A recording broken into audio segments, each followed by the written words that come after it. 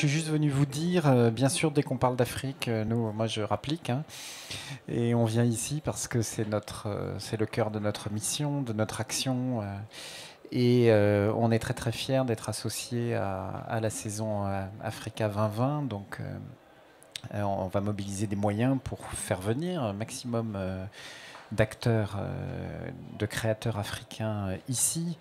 Parce que cette saison Africa 2020, elle est formidable parce qu'elle a lieu en France. Voilà. Et ça a été très bien dit. Tout ce qu'on peut faire ici pour comprendre, changer, convertir notre regard sur l'Afrique, ça fait partie de notre mission.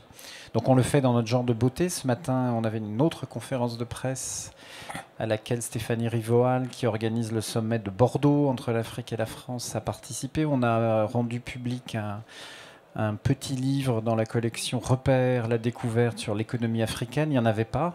Il y avait l'économie française, l'économie mondiale, et il n'y avait pas l'économie africaine. Donc maintenant, pour 10 € chaque année, vous avez une analyse, un point sur les problèmes structurels et la situation conjoncturelle de l'Afrique. Et la saison Africa 2020, c'est le même esprit, c'est la même chose. C'est mettre à portée de regard, de main, d'œil, voilà, ce qui se passe, la réalité africaine, sa force, sa vigueur. Et donc, outre la saison, ce qu'on va faire sur les ressources éducatives, ce projet Accès Culture, tout ça c'est pour l'Afrique, bien sûr. Plus d'Afrique et plus de coopération, plus de liens. Et ça reflète évidemment une conviction beaucoup plus profonde à l'AFD, c'est que la culture, c'est du développement. La culture, c'est même, vous l'avez dit, de l'industrie. Donc, c'est des grands mots tout ça.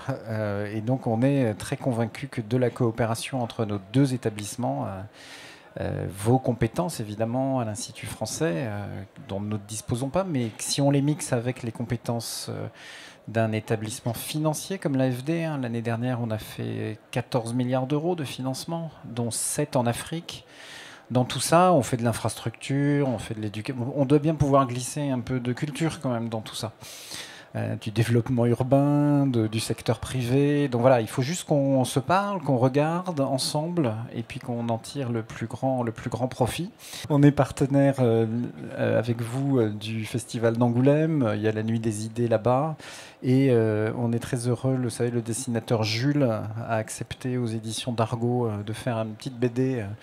Ça s'appelle Colloque of Duty Génération Greta. Donc c'est expliquer un peu le monde en commun, hein, qui est notre devise, avec humour, mais avec aussi beaucoup de données très sérieuses. Et donc voilà, c'est un autre lien entre nous, puisque Jules viendra un tribunal des générations futures dans le cadre de la Nuit des idées à Angoulême pour débattre de tous ces sujets, des objectifs de développement durable, de l'accord de Paris, de la lutte contre le changement climatique, qu'on ne réussira évidemment que par la culture et les esprits qui s'éveillent et qui changent les comportements et nos trajectoires économiques, sociales, notre trajectoire de développement.